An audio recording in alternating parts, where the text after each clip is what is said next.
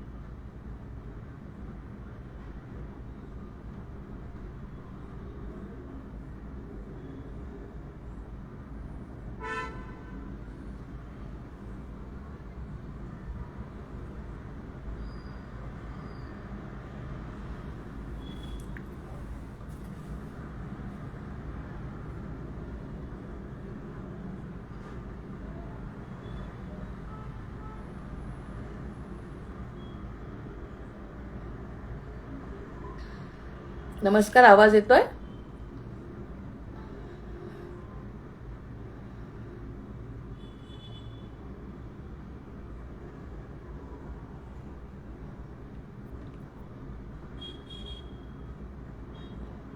वक्रतुंड महाकाय सूर्यकोटि समप्रभ निर्विघ्नं कुरु मे देव सर्वकार्येषु सर्वदा.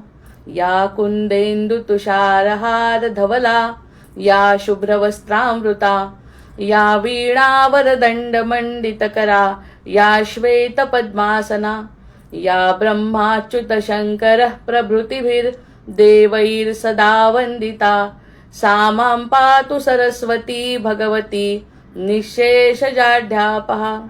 शुकासारिखे पूर्णवैराग्य ज्याचे वसिष्ठा परिज्ञान योगेश्वराचे कवी वाल्मिका सारिखा मान्य ऐसा नमस्कार माझा सद्गुरु रामदासा. अनेन प्रियतां देवो भगवान जानकी पतिः श्रीरामचंद्र पूर्वेशाम् अस्माकं कुलदैवतम्. श्रोता वक्ता श्रीराम समर्थ. जय जय रघुवीर समर्थ.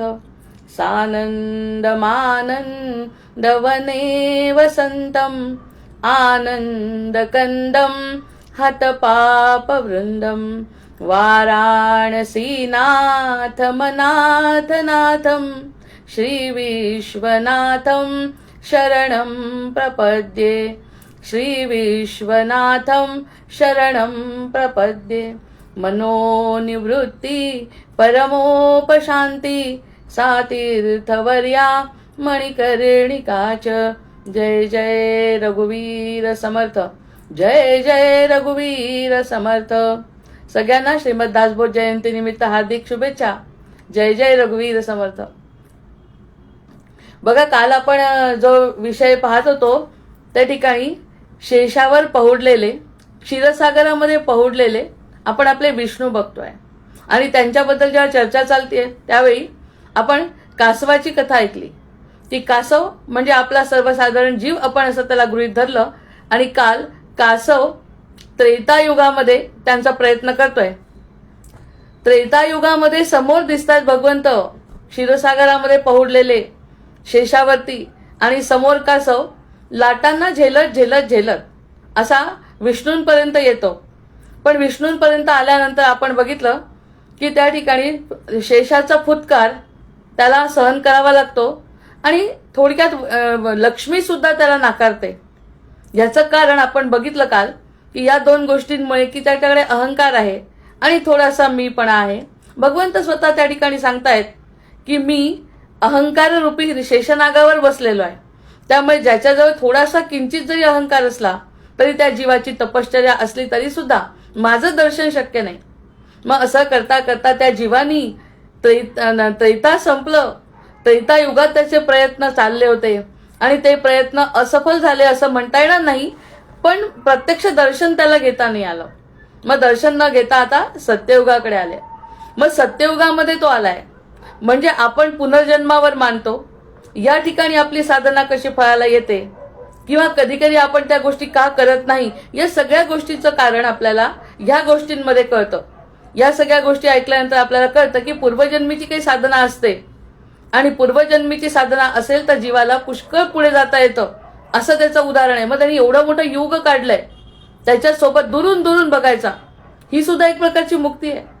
दुरून दुरून भगवंताला बघायचं आहे. प्रयत्न सुद्धा चालू आहे, तपश्चर्या चालू आहे आणि लाटांवर हावी होणं चालू आहे, पण त्याला पोचता आलं नाही. युग संपलं आणि युग संपल्यानंतर प्रत्यक्ष रामांचा अवतार झालाय सत्ययुगामध्ये. मग जेव्हा सत्ययुगामध्ये रामाचा अवतार झाला, हे सगळं याला माहिती आहे. हा जो जीव आहे त्या जीवाला माहिती आहे. तसाच जीव सनातन आपल्याला भगवद्गीतेमध्ये म्हटलंय भगवंतांनी की आपण सनातन जीव हा सनातन आहे. मग हा जो सनातन जीव आहे ज्यांनी प्रत्यक्ष भगवंताला बघितलंय पण भेटू शकला नाही, अंगठा बाहेर काढून सुद्धा त्यांनी अंगठा बाहेर काढलेला आहे पाण्याच्या याच्या बरोबर, पण तरीही त्याला भेटता आलं नाही, म्हणजे अंगठ्याचं सुद्धा दर्शन झालं नाही. मग तो म्हणतोय की सत्ययुगामध्ये बाकी काय घडलं. सत्ययुगामध्ये थोड्याशा मर्यादित आहेत आणि जे दूर वाटत होते ते नररूपामध्ये रामांचा अवतार आहे. नररूपामध्ये रामांचा अवतार आहे असं म्हटल्यावरती केवट त्यांना म्हणतो. केवटाचं कासव म्हणजे केवट. या जन्मी तो केवट होतोय म्हणजे नावाडी. आणि तो नावाडी जेव्हा झाला तेव्हा त्यांचं जे चर्चा आहे पहिल्यांदा, प्रभू मी तुम्हाला ओळखतोय आणि तुमचं सगळं मर्म मी जाणतो.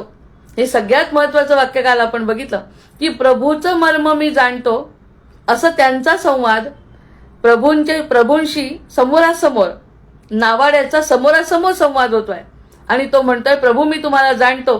हा संवाद ऐकून सुद्धा जीवाचं सार्थक होणार आहे असं पुराण म्हणतंय. हा जो संवाद आहे की प्रभूला मी जाणतो, कोण जाणतं? आपल्यासारखा अज्ञ जीव प्रभूला जाणू शकेल?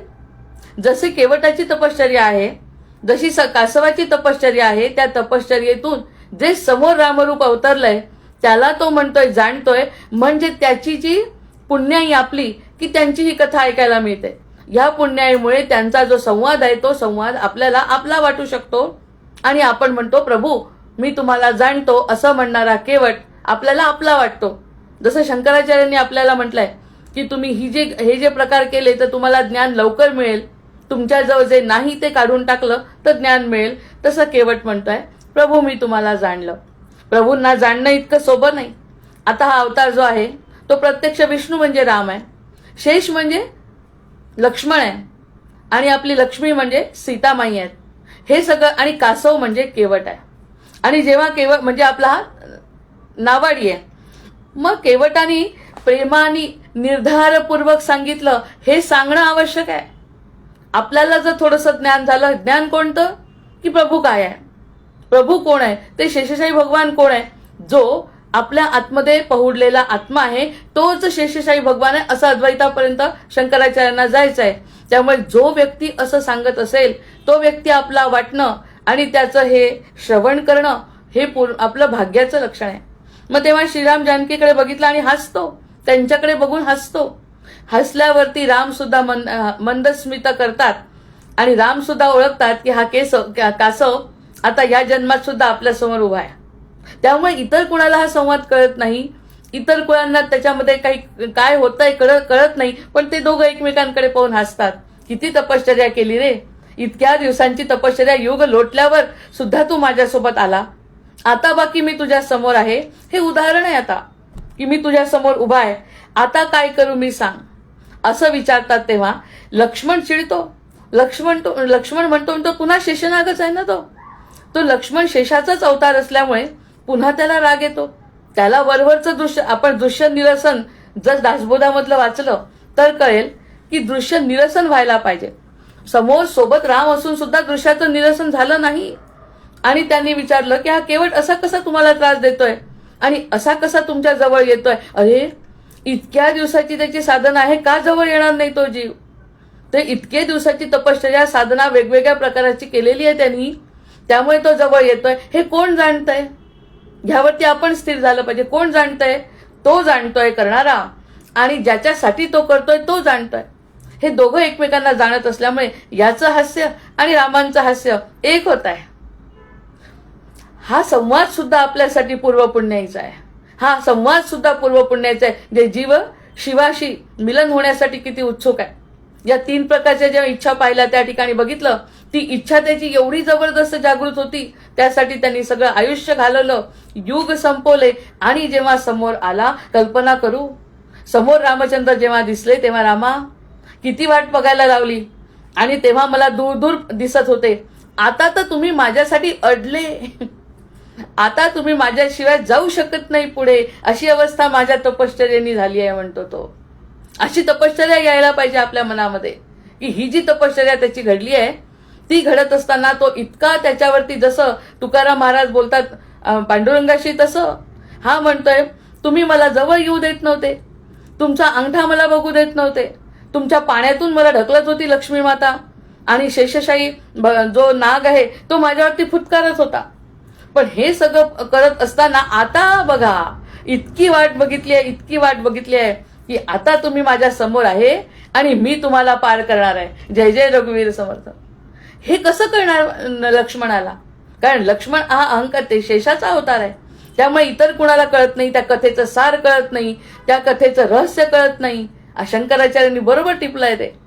आणि त्या ठिकाणी ते म्हणतात की त्यांनी म्हटलं की प्रभू, आता प्रभू विचारतात त्याला काय करायचंय, तुला तुझी काय इच्छा आहे? आता ते दूर नाहीत, ते अतिशय जवळ आहेत, समोर आहेत, आणि नुसते समोर नाही, अडले आहेत. त्यांना नदी पार करता येत नाही अशी अवस्था आहे रामांची. तेव्हा तर ते स्वतः पहुडले होते, कारण ते पूर्ण अवतारात होते, परब्रह्म स्वरूप होतं. आता जेव्हा उतरून खाली आले, अवनीवरती आले जेव्हा, तेव्हा ते मर्यादेत आले. आणि मर्यादेत आल्यानंतर जी त्यांना वनवास झालाय, त्या वनवासामुळे त्यांना जे लंकेला जायचंय, ती जी नदी पार करायची, तर त्यांना नावाड्याची मदत घ्यावी लागते. इतकी अवस्था करून टाकली आहे. माझा मुद्दा समजतोय का? की इतकी अवस्था त्या जीवानी करून टाकली रामचंद्रांची, देवाची, विष्णूची, की आता तुम्हाला अवतार घेतला आहे आणि माझ्याशिवाय तुम्ही नदी पार करू शकत नाही, माझ्याशिवाय तुम्ही अडले, अशी अवस्था करू शकतो जीव. जीवामध्ये एवढं सामर्थ्य आहे. फक्त त्यासाठी काय करावं लागलं? ते बघत होते, हा बघत होता. ह्यांनी जे केलं ते बघत होते, भले ते जवळ येऊ देत नव्हते. युग संपले. आपण तर फक्त रामायणामधला विचार केला तर फक्त शबरीबद्दल बोलू की एकच आयुष्य आहे तिचं, की जी 8व्या वर्षापासून तपश्चर्येला लागली आणि ती मरेपर्यंत, म्हणजे 80-82 90 वर्षापर्यंत, हे 90च वर्षाचा काळ बघतोय. आता तर आपण आणखी मागे गेलो, केवळ युग पलटले. युग पलटून सुद्धा तो जेव्हा समोर आला तेव्हा काय अवस्था असेल रामांची आणि त्याची, ही फक्त ते दोघंच जाणू शकतात. आणि ते आपण आता जाणणं ही आपल्या शंकराचार्यांची इच्छा आहे. त्यांची जी अवस्था आहे जीवाची शिवाशी, तर ती अवस्था तुम्हाला सबण्यासाठी हा अध्याय किंवा ही गोष्ट किंवा हा प्रसंग कानावर पडणे सुद्धा भाग्याचं लक्षण आहे. मग हा प्रसंग आता असा कळला, जेव्हा पूर्वजन्मीची साधना लक्षात येते, तेव्हा त्याच्या विरुद्ध सुद्धा घडतं. त्याच्या विरुद्ध असं घडतं की आपल्याला आता सध्या काही कारण नसताना दुःख भोगावं लागतं. मग ते आपल्या विरुद्ध कर्म आहे. आणि याचं कर्म कसं आहे की ज्याचं कर्म म्हणजे तपश्चर्या आहे. आणि भगवंताची लालसा, इच्छा, तृष्णा ही सगळी भगवंताची आहे. त्यामुळे त्यांनी म्हटलं, मग आता तिकडे बघून म्हणतात बघा, आणि रामांचे राम काय म्हणतायत लक्ष्मणाला, अरे बाबा लक्ष्मणा, हा कासव आहे, हा जो मागच्या जन्म आपल्यासोबत होता त्रेतामध्ये, तो कासव आहे हा. आणि तेव्हा तर तो फक्त अंगठाच मागत होता. अंगठा देऊन टाकला असता आपण मोकळं झालो असतो, अंगठ्याचा स्पर्श करू दिला असता आपण मोकळं झालो असतो. आणि आता तर त्याला पूर्ण मी पाहिजे. म्हणजे जीवाची लालसा किती पुढे नेलाय त्याला, की नको थोडक्यात मानू गोडी, थोडक्यात ते देतही असतील तर घेऊ नको. जे काही घडतं, जे काही फुटकारलं, जे काही सापानी फुटकारलं, लक्ष्मीनी नाकारलं, चालेल, पण तू कष्ट करत राहा. आणि कष्ट केल्यानंतर नुसता अंगठा देणारे होते आपले परमात्मा, त्यांनी पूर्ण समोर उभे राहिले त्याच्यासाठी. म्हणजे रामायण जे घडलंय ना, ते भक्तांसाठीच घडलंय. भक्त जिथे जिथे वाट बघत असतील तिथे रामचंद्र प्रगट झाले. आणि मग म्हणे आता मी काहीच करू शकत नाही. बघ लक्ष्मणा बघ, आता त्याला फक्त अंगठा देऊन टाकला असता, मोकळा झाला असता तो जीव. नाही, त्यांनी एवढी तपश्चर्या केली तुम्ही हाकलून दिल्यामुळे त्याला आता पूर्णच्या पूर्ण मी पाहिजे आणि मी पूर्ण त्याच्या हातात आहे. आता मी बाकी त्याच्या स्वाधीन झालो आहे. म्हणजे बघा आता हे आता एक नुसता अंगठा मागत होता तो आपण दिला नाही, आता त्याला दोन्ही पाय द्यावे लागतायत मला. जय जय रघुवीर समर्थ. तो अंगठा मागत होता, आपण कालच कथा पाहिली, त्यांनी फक्त अंगठा मागितला. किती गोड रसाळ वर्णन आहे.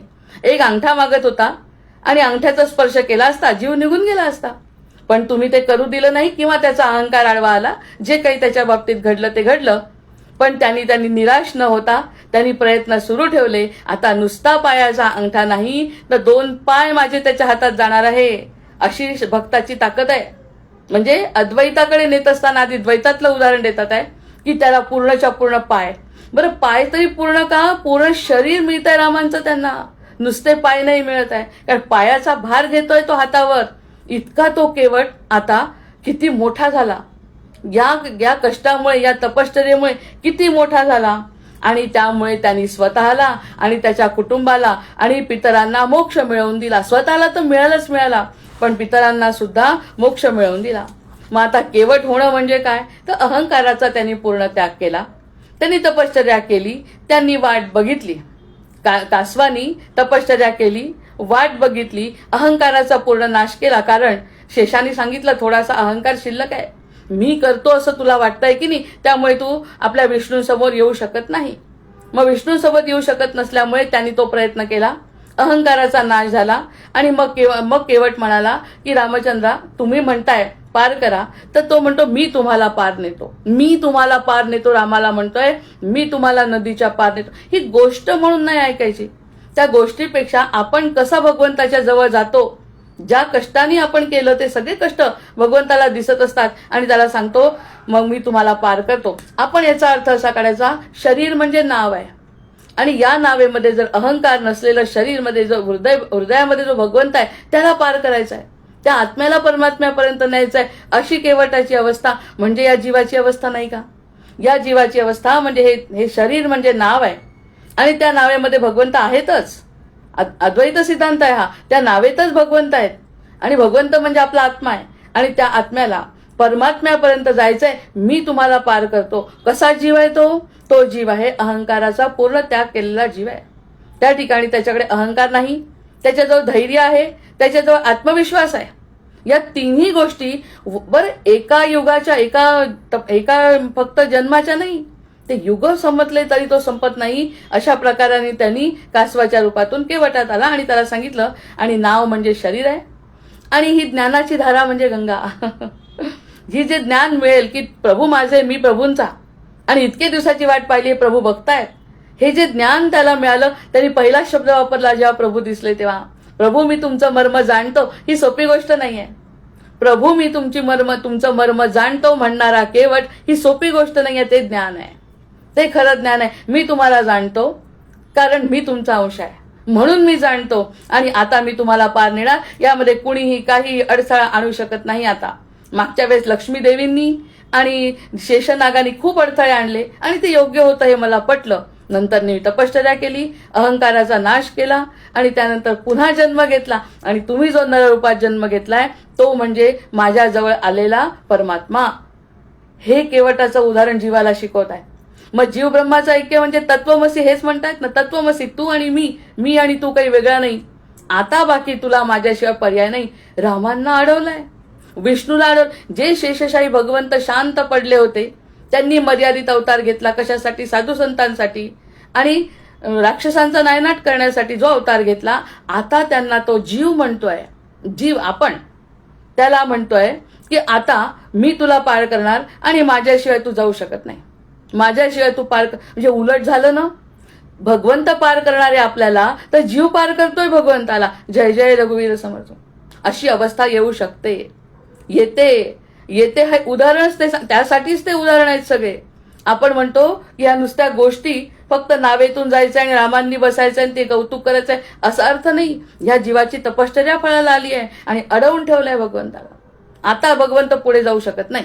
आता तुम्ही मी चालवल्याशिवाय, मग मी आता हा उपाधी भेद मिटला, तुम्ही काही वेगळे नाही, तुम्हाला माझ्यासोबत माझ्या नावेत बसून यावं लागेल. तसंच आपल्या आत्म्याला तुला जे शरीरामध्ये नावरूपी जे देहरूपी नाव मिळाली आहे त्यामध्ये तुम्हाला प्रवास करत असताना मीच तुम्हाला पुढे नेणार आहे असं जीव म्हणतोय. जो जीव अडकत होता, जो जीव अडकून पुनरपी जननम पुनरपी मरणमच्या फेऱ्यात अडकतो, तो जीव म्हणतो भगवंताला मी ओळखलंय आणि मीच तुम्हाला पार करणार आहे. ही मोठी संकल्पना आज समजली पाहिजे. पहिल्यांदा आपण अडकतो जीवामुळे, शरीरी, पण तो शरीरी आता 7 भागांनी कसं पूजा करतो हे सुद्धा सांगते. मग या सगळ्या गोष्टी कळल्यानंतर तू आणि मी हे उपाधीमुळे आहे फक्त, प्रत्यक्षात तू आणि मी सारखाच प्रवास करतोय. तुझं योग संपलं तर माझंही योग संपलं, तुझा अवतार बदलला तर माझाही अवतार बदलला. मी कासवाचा केवट झालो, पण मी तुला ओळखलं आणि तूही मला ओळखलं म्हणूनच तू हसला. त्याशिवाय का ते हसले? रामांच्या हास्यावर तर सगळेजण फिदा आहेत. त्यांच्या हास्यापायी त्याचं ऍक्टिंग जेव्हा करायची होती ऍक्टरला, त्याच्याशिवाय त्याला हसायचं कसं हे शिकवलंय आधी. बाकी सगळं बाकीचं राहू द्या, आधी कसं हसायचं रामांनी हे महत्वाचं आहे. मग त्याचं हास्य पाहून केवटाला काय आनंद झाला असेल की राम माझ्याकडे बघून हस, बघा मी तुम्हाला कसं पकडलं. शेवटी पकडलं की नाही बघा, अवतार घ्यावा लागला आणि मी तुम्हाला अडवलं आणि 1 अंगठा न देता देता तुम्हाला 2 पावलं द्यावे लागणार आहे. ते दिल्याशिवाय तुम्ही पुढे जाऊ शकणार नाही. इतकं किती आवडतं भगवंताला हे. ही जी भक्ती आहे ही भगवंताला फार आवडते. हे असा अडवतोय, मला छान वाटलं. जीवाची एवढी प्रगती झाली की जो भगवंताला असं बोलतोय, ही जीवाची प्रगती. तो म्हणतोय राम यासाठीच तुला जन्माला घातलंय, दुसरं काही कारण नाहीये. या मायेमध्ये रमण्यासाठी थोडी. त्या लक्ष्मी तुला तेव्हा ठोकर मारली, ती ठोकर किती आवश्यक होती. तुझा अहंकाराचं जेव्हा ठोकर बसली ती किती आवश्यक होती. आता बघ प्रत्यक्ष मी तुझ्यासमोर अडून बसलोय की तुझ्याशिवाय मी पुढे जाऊ शकत नाही. हा फार मोठा संकेत या प्रसंगातून आपल्याला मिळतोय.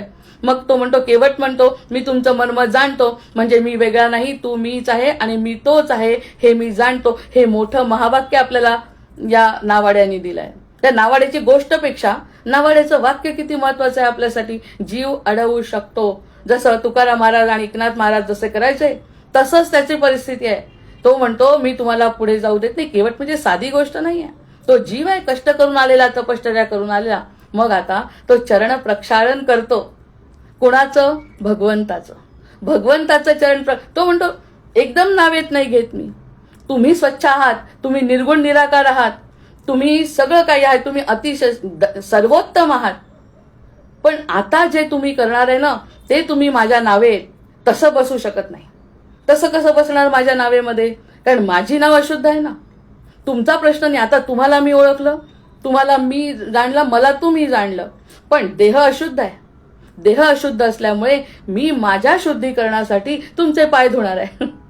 माझ्या शुद्धीकरणासाठी तुमचे पायाला फार महत्व आहे. आपण बोलतो म्हटलं ना, या सगळ्या गोष्टीला 1-1 तास लागणार आहे. पायाला इतकं महत्व आहे. शेवट शांतपणे तो काय करतो, एक पाय हातात घेतो, एक पाय हातात घेऊन रामांचा पाय धुतो. पाय धुतल्यावर तो खाली ठेवतो. खाली ठेवल्यावर जमीन लागते, जमिनीला पुन्हा माती लागते. पुन्हा तो दुसरा पाय हातात घेतो, पहिल्या पायाला माती लागते. पहिला पाय स्वच्छ केला, दुसऱ्या पायाला माती लागते. असं होत राहतंय. त्याचा पाय स्वच्छ होतच नाही. कारण पाय स्वच्छ केले की पाय भगवंत खाली ठेवतात आणि खाली ठेवले की जमिनीला लागतात. जमिनीला लागले की माती लागते आणि माती लागली की केवट म्हणतो माझं समाधान झालं नाही, तुम्हाला पुन्हा पाय धुवावे लागतील. मग असं म्हटल्यावर काय करावं बरं याच्यावर? अशा प्रकारे तो म्हणतो 7 वेळा त्यांचे पाय धुतले. 7 वेळा. ते आपण हातात घेतले ते नंतर बघू. आता 7 वेळा का धुतले त्यांनी पाय? केवटांनी 7 वेळा का बरं पाय धुतले? हे आपली अंतःकरण शुद्धी झाली पाहिजे तिथपर्यंत ते 7 वेळा धुवावे लागणार आहे. मग कशा प्रकारे धुतले त्यांनी? आता बघा आपले 7 कोश आहेत. अन्नमय कोश ते प्राणमय कोश आनंदमय कोशापर्यंत 7 कोशांनी आपलं शरीर बनलेलं आहे. मग 7 कोशांनी मग हे चरण स्वच्छ करत असताना, एकेका वेळी त्यांचं पाय स्वच्छ करत असताना ह्याचा एक कोश शुद्ध होत होता. एक कोश त्याचा शुद्ध होत होता. कारण आधीच अहंकार निवृत्ती झाली आहे. त्यानंतर त्याची दुसरी गोष्ट झाली आहे की तो म्हणतो की मी पार नेतोय, म्हणजे माझा अहंकार तर नाहीच आहे आणि मी तपश्चर्या करून थांबलो सुद्धा आहे. पण ते सगळं झालं मागचं. आता सध्याच्या परिस्थितीत मला तुमचा 1 वेळा पाय धुणे म्हणजे चैतन्याचे 7 स्तर वर जातोय तो, हे आपण सांगतोय बरं. त्यांनी नाही सांगितलं. त्यांनी फक्त 7 वेळा पाय धुतले. त्या 7 वेळा पाय धुण्याचा अर्थ काय आहे की चेतनेचे 7 स्तर आणि शुद्धीकरण त्याचं व्हायला पाहिजे जीवाचं, तेव्हा कुठे भगवंताची आराधना होऊ शकते. तर मग तो म्हणतो की अन्नमय कोश म्हणजे स्थूल शरीर जे आहे ना आपलं, त्या स्थूल शरीराने त्यांनी हातपाय धुतले. जसं आपण गंगेमध्ये स्नान करतो, गंगेमध्ये स्नान करायचं प्रयागामध्ये जाऊन आपण स्नान करतो, ते स्थूल शरीराचं स्नान करतो आपण, तसं त्याच्या स्थूल शरीराने श्रीरामांचे पाय धुतले. स्थूल शरीराने म्हणजे त्यांनी काय केलं, आधी स्वतःच्या स्थूल शरीराची शुद्धी केली. स्वतःच्या स्थूल शरीराची, देह माझा आहे पण तोच मी नाही हे सिद्ध केलं त्यांनी. देह माझा आहे, तो देह माझा आहे म्हणूनच मी तुमचे पाय धुवू शकतो हे मला कळतंय, पण तो मी नाही ही पहिली संकल्पना त्यांनी पहिले पाय धुतले जेव्हा स्वच्छ केली. त्यांनी सांगितलं हो या देहानी तुमचे पाय धुतोय परमात्मा, तुमचे पाय हातात आहे, त्या अंगठ्यासाठी कष्ट होते, आता तुमचा पाय माझ्या हातात आहे आणि अशा पद्धतीने हातात आहे की तुम्ही मला सोडून जाऊ शकत नाही, मीच तुम्हाला तारणार आहे. त्यामुळे आता तुम्ही अडलेल्या अवस्थेत तुम्ही जो पाय दिला तो पाय माझ्या हातात घेत असताना माझा देह तर शुद्ध पाहिजे, माझा जो देह शुद्ध असला पाहिजे, म्हणून माझा अन्नमय कोश म्हणजे स्थूल शरीर जे आहे त्या स्थूल शरीराची शुद्धी मी केली. पहिला पाय धुतला, पहिल्यांदा पाय धुतला, ते नंतर हातात घेतली ती संकल्पना आणखी मोठी आहे. मग पहिला पाय धुतल्यानंतर देह माझा आहे पण तो देह म्हणजे मी नाही, माझ्या आतमध्ये जो बसलेला आहे तो किती वर्षांपासून तुमची वाट बघत होता, त्या वाट पाहणाऱ्यांनी तुमचा पाय धुतलाय, माझ्या या देहानी नाही. हा अन्नमय कोश त्यांनी स्वच्छ केला आधी. हा जो मी धुतला म्हणजे मी धुतला हे महत्वाचंच नाही आता, पण तुम्ही जर मला हातात घ्यायचं असेल तर या देहाला तसं वाटायला नको. म्हणून देहाची शुद्धी म्हणजे अन्नमय कोश जो आहे पहिला तो शुद्ध झाला. तो शुद्ध झाल्यानंतर देह माझा, हा पहिली संकल्पना आहे की माझा देह आता शुद्ध आहे. देह शुद्धी असल्याशिवाय आपण गंगेत सुद्धा उतरत नाही. गंगेमध्ये जर जायचं असेल तर देहाची शुद्धी तशी, तर हे परमात्मांचा पाय हातात आहे. मग हे सगळे बाकीचे लोक बघतायत, सीता बघताय काय चाललंय, अरे हे मागच्या जन्मीचं आहे आताचं नाही, चालू द्या. आणि हे चालण्यानी जो हे श्रवण करेल तो सुद्धा मुक्त होईल म्हणतात. जो हे श्रवण करेल तो सुद्धा मुक्त होईल, जे त्या केवटाचं चाललंय ते चालू द्या. राम हसतायत आणि हाही कृतकृत्य डोळ्यातून पाणी वाहत आहे आणि त्यांनी आपापले एक एकदा पाय धुणं चाललंय, प्रक्षालन चाललंय प्रभूंच्या पायाचं. आता दुसरा पाय घेतला, दुसऱ्यांदा जेव्हा घेतलं, दुसऱ्यांदा हातात घेतला तेव्हा त्याची श्वास आणि ऊर्जा, त्याच्यामध्ये जी असलेली ऊर्जा आणि श्वास, मग त्यांनी प्राण ही जीवनशक्ती आहे ना, ती प्राण ही जीवनशक्ती सुद्धा त्याच्यामध्ये ओतली की प्राण असो किंवा नसो, तुमचा प्राण आणि माझा प्राण जो आत्मा आहे तो एकच आहे. त्या आत्म्यापर्यंत मी जातो भगवंता. ह्या श्वासातून सोहमचा जो नाद मला शिकवत आहे त्या सोहमच्या नादापासून मी असं म्हणतोय देह तर सुटलाच आहे केव्हा, आता माझा हा जो आत्मा आतून श्वास येतोय त्या श्वासाद्वारे माझी शुद्धी आणि त्या श्वासातून निघणारा जो काही वायू आहे तो वायू सुद्धा तुम्हाला समर्पित करतो. कारण देहाला तशी किंमत नाही जोपर्यंत ते प्राण असेल, प्राणतत्व असेल. तर मग प्राण जीवनाची शक्ती जी आहे माझ्या जीवनातली, त्या पूर्ण जीवनातली शक्ती आता असो की त्या पूर्ण शक्ती एकवटून मी तुमचे पाय धुतो. हे दुसरा पाय आहे. मग त्याला म्हणतात पहिलं जे केलं ते जे आपण केलं हातानी देहाची शुद्धी, ते हे चक्राचाही विचार केला तर मूलाधार चक्र, मूलाधार चक्र जागृत झालं आणि त्या मूलाधार चक्र जागृत झाल्यानंतर त्यांनी देहाची शुद्धी केली. आता दुसऱ्यांदा जे झालं ते स्वाधिष्ठान चक्र जागृत झालं आणि त्यांनी श्वासातून जे होणार आहे त्या श्वासाद्वारे सुद्धा भगवंताचे पाय धुतले आणि जीवनशक्ती सुद्धा अहंकार मुक्त झाली. हा जो श्वास तुम्ही दिलाय ना तो माझा नाही, त्या श्वासावर तुमचा अधिकार आहे आणि हा जो श्वास सुद्धा तुम्हाला समर्पित. हा दुसरं स्वाधिष्ठान चक्र. आता तिसऱ्यांदा जेव्हा पाय धुतले त्यांनी, आता आपल्याला कळतंय, आता आपल्याला बरोबर वर जायचंय, कारण आपल्याला हलकं होऊन शेषशाही भगवंतापर्यंत विचार करायचा आहे.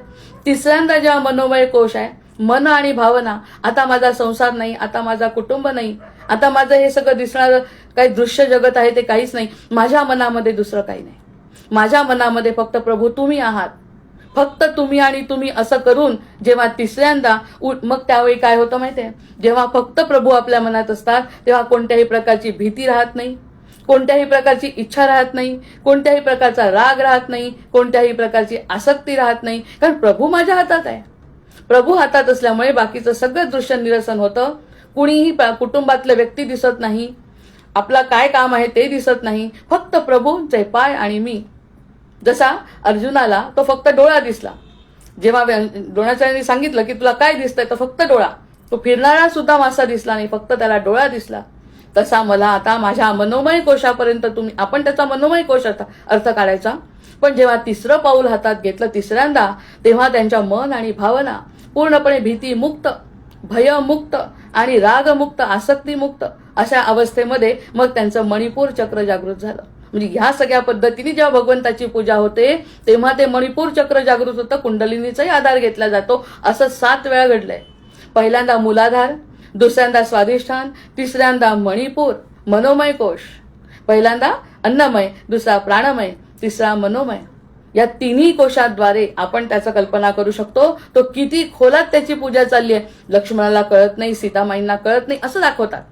त्यांचा मानव अवतार असल्यामुळे ते दाखवतात मला काही कळत नाही, केवट का त्रास देतो इतका. पण हे सगळं असताना मग चौथ्यांदा जो चौथा आहे विज्ञानमय कोश. विज्ञानमय कोश म्हणजे बुद्धी, विवेक, सगळं त्याला. माझ्या बुद्धी, माझ्या विवेकानी आता जर रामचंद्रांना जे करायला पाहिजे ते केलं आवश्यक आहे. त्यांनी जर पुढे काही मागितलं तर मागायचं नाहीये. नाहीतर त्या ठिकाणी भगवंत हातात असल्यानं आपल्याला मागावं वाटतं काहीतरी. पण विवेक जागृती म्हणजे विज्ञानमय कोश. मग विज्ञानमय कोश म्हणजे त्याची विवेक जागृती आहे. समजा भगवंतांनी काही म्हटलं की तुला काहीतरी त्याचं बक्षीस देतो, तर मला बक्षीस नको. माझं बक्षीस म्हणजेच तुमचे पाय. माझं बक्षीस म्हणजेच तुमचे पाय आहे. त्यामुळे तो म्हणतो विज्ञान म्हणजे मी जाणतो हा भाव सुद्धा विरघळतो. मला काय हवंय आता? मला माझं कुटुंब दिसत नाही, मला काही दिसत नाही, मला फक्त भगवंताचे पाय दिसत आहेत. तर मला आणखी काय हवंय? माझा विवेक जागृत आहे, माझी बुद्धी शाबूत आहे. आणि बुद्धी म्हणजे कोणती? सद्विद्या, ज्याला शंकराचार्य ज्ञान म्हणतात. बाकी सगळी अविद्या आहे. हे फक्त एवढं ज्ञान आहे की प्रभूचं चरण प्रक्षालन करणे हे माझं जन्मानुजन्माचं माझं उद्दिष्ट होतं. ते आज साध्य झाल्यामुळे मला दुसरं काही दिसत नाही. म्हणजे विज्ञानमय कोश त्याचा शुद्ध झाला म्हणजे अनाहत चक्र जागृत आहे.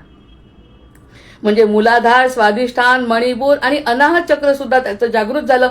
असं जीवाचं झालं तर परमात्मा दर्शन होत आहे. अन्यथा आधीच त्याला किती कष्ट करावे लागले.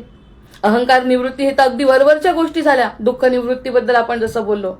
पण जेव्हा प्रत्यक्ष दर्शन घडत आहे त्या दर्शनानंतर सुद्धा विवेक आणि बुद्धी जागृत पाहिजे. मग हे झाल्यानंतर बुद्धी सुद्धा प्रभूचरणी अर्पण जशी भीष्मांनी केली. जशी भीष्मांनी शेवटच्या क्षणी केली. जटायूला करावी लागली नाही, कारण जटायू खरंच प्रेम करत होता. म्हणजे त्याचं अनाहत चक्र जागृत होतं. शेवटच्या एकदम चौथ्या टप्प्यावर त्यांनी उडी मारली. तेही मागच्या जन्माची पुण्य शोधून काढलं तर ते सुद्धा सापडेल. आणि नंतर पाचवा जो आहे आनंदमय कोश. आता हे हळूहळू आपल्या आणि ते विशुद्ध चक्र आहे. आनंदमय कोश म्हणजे विशुद्ध चक्र आहे. आत्मिक आनंद, इतका आनंद आहे, निर्हेतुक आनंद. आता हेतूच शिल्लक नाही. अरे जे पाहिजे ते हातात आहे माझ्या. आणि असं हातात आहे की माझ्या हाताला सोडून जाऊच शकत नाहीत. प्रभू माझे आहेत. प्रभू माझे आहेत आणि प्रभू माझ्याशिवाय अडलंय.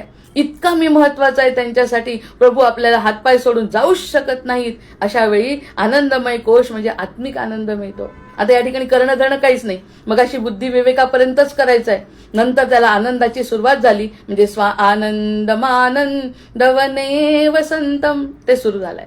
आता आनंद, आत्मिक आनंद मिळाला. कारण शरीर नाहीच आहे आता. शरीर ह्यांचंही नाही आणि शरीर त्याचंही नाही.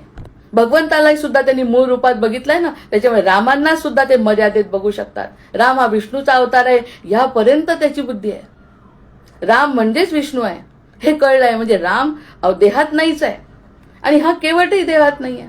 दोघंही देहात नसताना काय आनंद होत असेल तो आत्मिक आनंद. ते आनंदमय कोश तो त्याची शुद्धी झाली आणि ते झालं विशुद्ध चक्राची. विशुद्ध चक्रामध्ये त्यांची प्रगतीकरण झालं दोघांचं विशुद्ध चक्रापर्यंत. निदान ऐकल्याने सुद्धा आपली मुक्ती होते म्हणतात. आपल्याला कळेल न कळेल, कारण आपण योग करतो नाही करतो, पण कळलं पाहिजे भगवंत कुठे आहे. गुप्त ते गुप्त जाणावे. गुप्त ते गुप्त जाणावे. कळलं पाहिजे ना काय गुप्त आहे. अशी नुसती गोष्ट ऐकून कळत नाही. ऐकल्याने सुद्धा आपली मुक्ती आहे. त्यानंतर भक्त आणि भगवान भेद कसा उरणार. तेही देहात नाही, हाही देहात नाही. हा सगळ्यात महत्वाच्या गोष्ट आहे की भगवंत देहात नाही आहे. मग जेव्हा हनुमंत भेटले तेव्हा सुद्धा दोघे देहात नव्हते. ओळख झाली म्हणजे काय, समोरासमोर उगीच कोणीतरी दिसलं म्हणून बोलले. प्रत्यक्षात काय ते ओळखत नव्हते एकमेकांना. ते दोघं एकमेकांना किती जन्मांपासून ओळखतात. पुढच्याही जन्मी ते सोबत राहणार आहे. मग तसाच आपला जीव सुद्धा मागच्या जन्मी होता, आता आहे आणि पुढेही राहणार आहे. हाच जीव आहे जो हनुमंत आहे, जो केवट आहे, जो कासव आहे. या सगळ्यामध्ये आपल्याला घेतलंय भगवंतानी. हे ऐकल्याने सुद्धा मोक्ष होतो म्हणतात. त्याचे कष्ट आपण ऐकल्याने सुद्धा मुक्त होतो. कष्ट त्यांनी घेतले. आपण इतके भाग्यवान आहोत की कष्ट घेणारे वेगळे आणि आपण ते ऐकून मुक्त होणारे वेगळे. पण ऐकलं तसं मनापासून 7 चक्रांवरती त्याचा आपलाही परिणाम झाला पाहिजे. आपले जेव्हा 7 चक्र शुद्ध होतील तेव्हा सहस्रार चक्रातून आपल्याला काहीतरी जाणीव होईल ना. मग ते झालं भक्त भगवंत भेद नाही केवट नाही सावतो. आणि राम म्हणजे आनंद हे कळतं त्याला. राम म्हणजे आनंद, ब्रह्मानंदम परमसुखदम. बरं, तो आनंद कुठे मिळाला? त्या रामाच्या रूपात मिळाला का नाही? राम समोर आहेत हे पाहून आतमध्ये जो आनंद झाला तो आनंद म्हणजे राम आहे म्हणतात. आता अद्वैताकडे जाताना भक्त आणि भगवंत द्वैतामध्ये बोललं तर केवटाला आणि रामांना जो आनंद झाला तो द्वैतात आहे की केवटाने रामांना बघितला आनंद झाला. पण तो रामांचा जो आनंद आहे ह्याला, तो आनंद जो आतमध्ये प्रगटला तो अद्वैत आनंद म्हणजे तो आणि मी वेगळा नाही. इतक्या जन्माचं सार्थक झालं, माझा मीपणा विरघळला आणि तू म्हणूनच माझ्या आनंदा स्वरूप प्रगट झाला. याला म्हणतात आज्ञाचक्र. स्वतःचं आज्ञाचक्र त्यांनी शुद्ध केलं. म्हणजे हे 7 चरण धुणं म्हणजे आपले 7 प्रकारच्या शुद्धीकरण आहे. म्हणून ते 7 पाय त्यांचे 7 वेळा त्याचे पाय धुतले. कथा सांगताना लवकर संपते, पण सिद्धांत सांगायचं असेल तर त्या सगळ्या गोष्टींना कसा अर्थ असतो जुन्या हे समजायला पाहिजे. आणि शेवटची 7वी सहस्रार चक्र जे असेल ते आता कल्पना करू शकतो आपण की परब्रह्मस्थिती. परब्रह्मस्थिती म्हणजे एक वेळ असं झालं की सीता नाही, लक्ष्मण नाही, गंगा नाही, मला काय करायचं आहे माहिती नाही. आणि प्रत्यक्षात ते एकमेकांमध्ये असे विलीन झाले की देहावस्था दोघांनाही नाही. आणि तो आनंद किती क्षण त्यांनी घेतला काही सांगता येत नाही. आणि त्या क्षणाच्या आनंदाने त्याचं जीवनाचं सार्थक झालं. आणि हे करत असताना त्याच्या सहस्रार चक्राची शुद्धी झाली, सहस्र चक्र जागृत झालं. आणि ती आहे शेवटची द्वैत संपलं, शुद्ध अद्वैत अनुभव त्याला मिळाला. चरण धुतले नाही. मग याला आपण म्हणू का चरण धुतले म्हणू? याला चरण धुतले म्हणू का आपण? याला म्हणायचं चरणात तो विलीन झाला. चरण धुतले नाही. धुत असताना धुत असताना धुत असताना तो स्वतःलाच त्या ठिकाणी गृहीत धरू लागला की माझा जे इतके दिवसाचा खेळ चाललाय तो खेळ आज संपला आणि तो आणि मी काही वेगळा नाही. अशा प्रकारे सहस्रार चक्रात दोघही भक्त आणि भगवंत एकमेकांमध्ये विलीन झाले. असं 7 वेळा त्यांनी केलं म्हणजे 7 प्रकारची शुद्धी त्याची झाली. ह्या शुद्धी झाल्याशिवाय आपल्या भगवंतापर्यंत आपल्याला जाता येत नाही. म्हणजे त्यांनी स्वतःला 7 वेळा शुद्ध केलं. भगवंत समोर असताना सुद्धा त्यांनी स्वतःला 7 वेळा शुद्ध केलं. असं शुद्धीकरण प्रत्येक जीवाचं भगवंताच्या समोर व्हायला पाहिजे. मग आता या ठिकाणी म्हटलंय की हे सगळं जर झालं 7 वेळा, मग शेवटी अशी अवस्था झाली, अरे म्हणे हे थोडे जरा आता हे सगळं झाल्यानंतर त्यांना वाटायला लागलं की आता थांबायला पाहिजे. आता आपण फार एकांतात राहिलो, खूप वेळ एकत्र राहिलो, आता आपल्याला थांबायला पाहिजे. मग ते म्हणतात की किती वेळा आणि काय करायचं, कसं करायचं आपण आता, कुठे थांबवायचं? तर ते म्हणाले, केवट म्हणाला असं नाही, तुम्ही आता माझ्याकडे असं करा, तुम्ही माझ्या डोक्यावर हात ठेवा. आता तुम्हाला दोन्ही पाय धुवावे लागणार आहेत मला, कारण असं किती वेळा करू? तुम्हाला 1 वेळा धुवायचं, खाली ठेवायचं, पुन्हा दुसरा पाय मळतो, असं 7 वेळा ठीक आहे. आता तो समाधानी आहे कारण भेटले आहेत राम त्याला. त्यामुळे आता म्हणतो आता याच्यावरती पर्याय दोघांनाही काढावा लागेल. किती वेळ चालू द्यायचं, किती वेळा हे करायचं? तेव्हा त्यांनी सांगितलं, त्यांना म्हणाले तुम्ही माझ्या डोक्यावर हात ठेवा, तुम्ही माझ्या डोक्यावरती हात ठेवा आणि तुम्ही डोक्यावर हात ठेवल्यानंतर मी तुमचे दोन्ही पाय एका वेळी धुतो आणि पटकन नावेमध्ये ठेवून देतो. काय अवस्था आहे, काय अवस्था आहे, डोक्यावर हात ठेवा.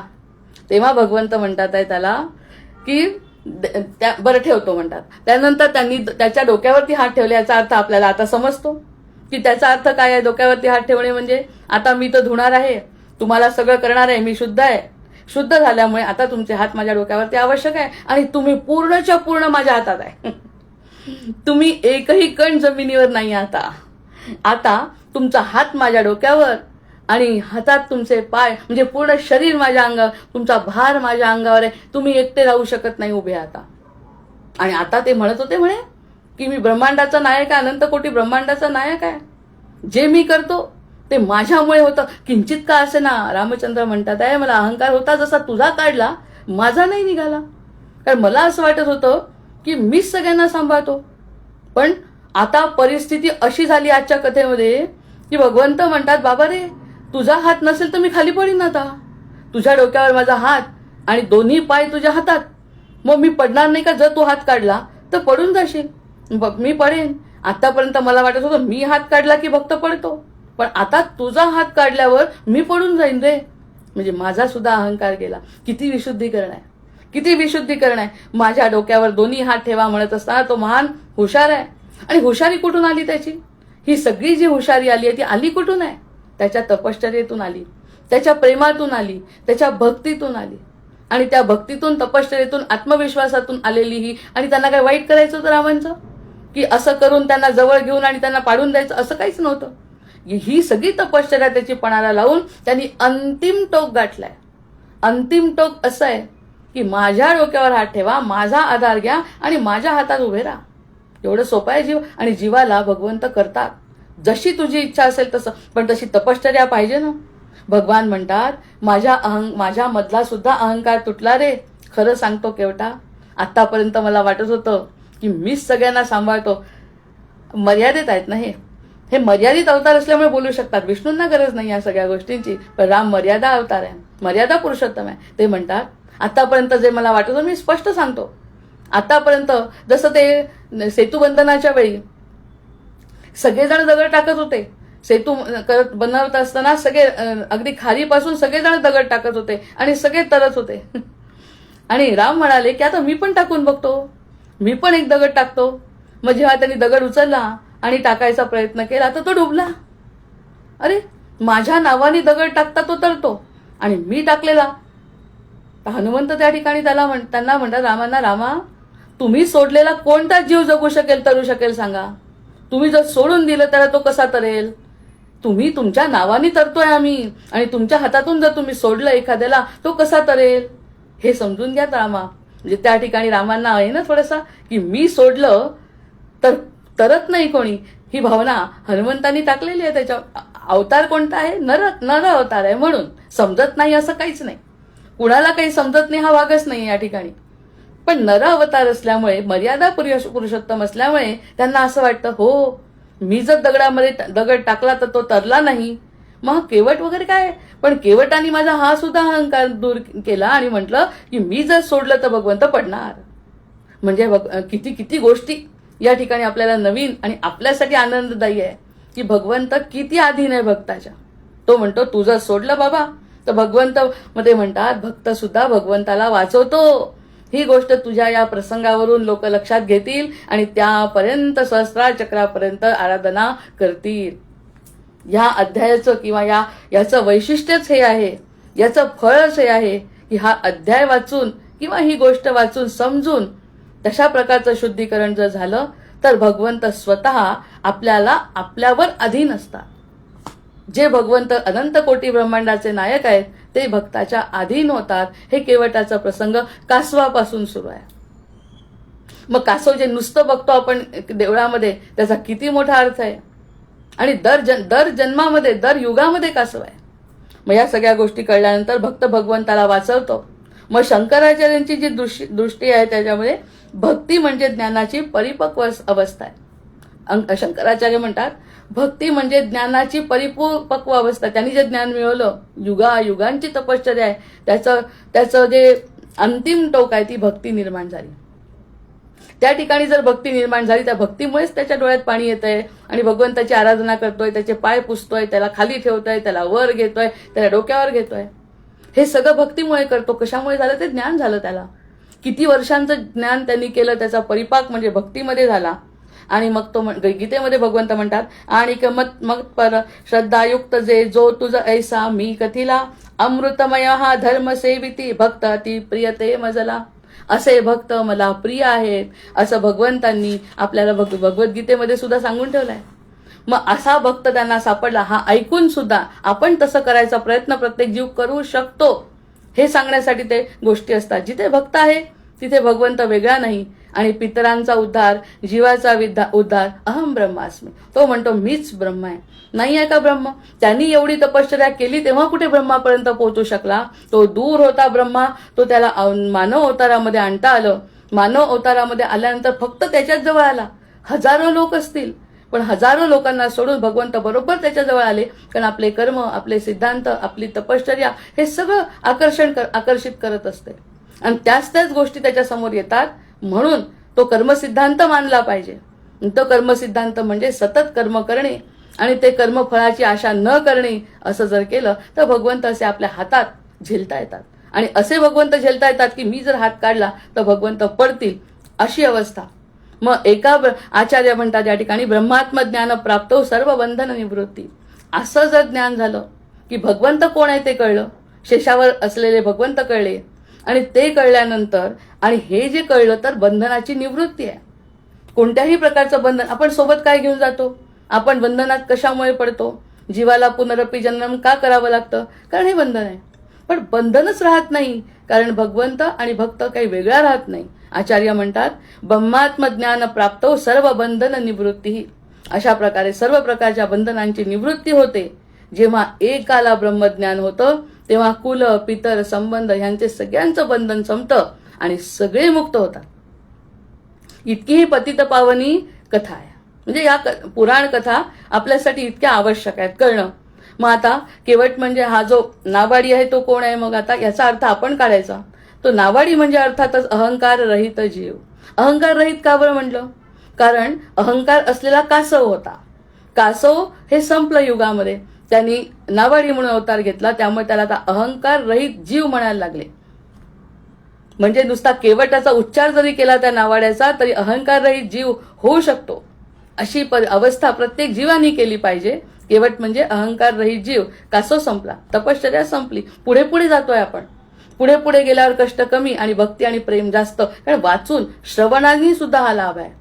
कलियुगाचं वैशिष्ट्य आहे. नंतर दुसरं राम म्हणजे कोण आहे, मग या ठिकाणी जे राम आहेत, आपण विष्णूंबद्दल न बोलता आता रामावताराबद्दल या कथेमध्ये जर बोललं तर राम म्हणजे कोण आहे, ते स्वरूप स्थितीमध्ये असलेलं ब्रह्म आहे. त्याच्यामध्ये जे ब्रह्म आहे स्वरूप स्थिती त्याची स्वतःची, कारण त्याला तो आणि राम वेगळा वाटत नाही, ती स्वरूप स्थिती आचार्यांच्या दृष्टीने म्हणजे राम आहे. मग राम आपल्याजवळ आहे की नाही, तसंच पुढच्या युगामध्ये प्रत्येक वेळी कृष्ण आहे. असं सगळं जर प्रत्येक वेळी ते तत्व एकच आहे. ते पहुडलेलं विष्णू असो की सत्ययुगातला राम असो की त्रेतामधला कृष्ण असो, हे सगळं तत्व एकच आहे. ते गुरुतत्व असो, हे सगळं स्वरूप स्थितीमध्ये असलेलं तत्व इतक्या जवळीने पाहिल्यावरती 7 प्रकारची शुद्धी झाली, 7 प्रकारचं चरण प्रक्षालन झालं. त्यानंतर स्वरूप स्थितीतलं ब्रह्म म्हणजेच तो जीव आणि शिव एकच आहे. म्हणजे रामाचा अवतार तो आपल्याला लागू शकतो.